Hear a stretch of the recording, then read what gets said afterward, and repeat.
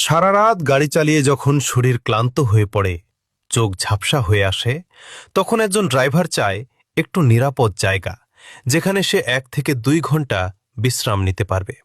কিন্তু বাস্তবতা হলো, আমাদের মহাসড়কগুলোতে সেই সুযোগ। রাস্তার পাশে গাড়ি থামালে ভয়, কখন ছিনতাইকারী এসে আক্রমণ করে, কখন প্রশাসনের ঝামেলায় পড়তে হয়।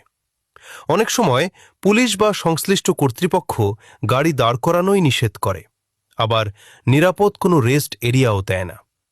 তাহলে একজন ড্রাইভার যাবে কোথায়? একটা বিষয় পরিষ্কার, ড্রাইভারকে বিশ্রাম না দিয়ে আমরা আসলে পুরো সড়ক ব্যবস্থাকেই ঝুঁকির মধ্যে ফেলছি। আমাদের দাবি কি হওয়া উচিত?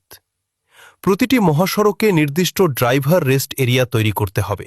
সেখানে নিরাপত্তা, টয়লেট, খাবারের ব্যবস্থা থাকতে হবে। প্রশাসনের হয়রানি বন্ধ করতে হবে।